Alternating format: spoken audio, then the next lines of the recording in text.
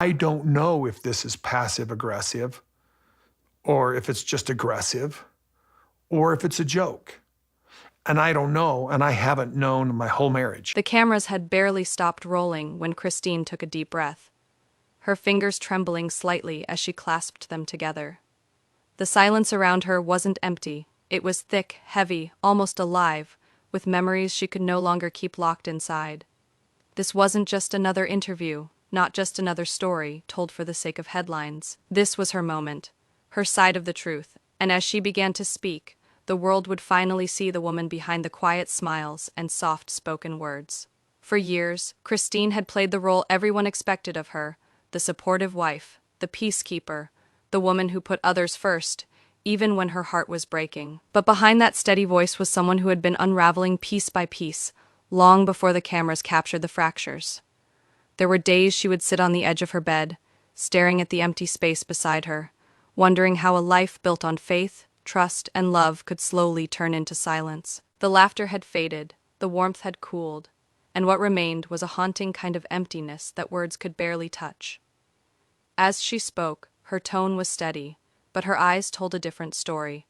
You could see the exhaustion of years spent trying to hold a family together that no longer wanted to be held. You could feel the weight of unspoken pain when she talked about the night she'd lie awake, listening to Kody's voice in another room, knowing it wasn't meant for her anymore. It wasn't just heartbreak. It was betrayal by a dream she had once believed in, and yet she didn't speak with anger. That's what made this moment so raw, so powerful. Christine's truth wasn't wrapped in bitterness. It was steeped in quiet reflection. She described the slow unraveling, the way small moments of neglect turn into years of loneliness, the way love turns cold not overnight, but through 1,000 small silences. I kept waiting for him to see me again, she whispered, but I realized he had already looked away. Those words hung in the air like a confession, pulling you in, making you lean closer. Viewers could feel it, the authenticity, the heartbreak that wasn't staged or scripted. It wasn't about revenge. It wasn't about winning. It was about finally saying what needed to be said, after a decade of being unheard. As the footage continued, the scene cut between Christine's face and flashes of her old life. Clips of laughter at family gatherings, children running across yards, Kody's arm around her shoulder. All of it felt distant now, like ghosts of something sacred that had long been buried. The narrator's voice, deep and steady, reminded the audience of how love can sometimes become the very thing that destroys you. Behind every strong woman, the voice said, is a moment she chose herself over the pain. Christine's choice wasn't impulsive. It had been growing, quietly, like a storm building in the distance, for months, maybe even years.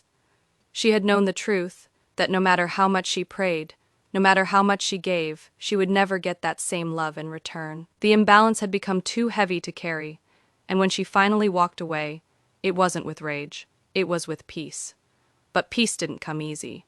She spoke about the guilt that followed, the judgment, the comments, the people who called her selfish for choosing herself. They didn't see the tears I cried when no one was watching, she said softly. They didn't see the years I tried to fix what wasn't mine to fix. Her words resonated because they were universal.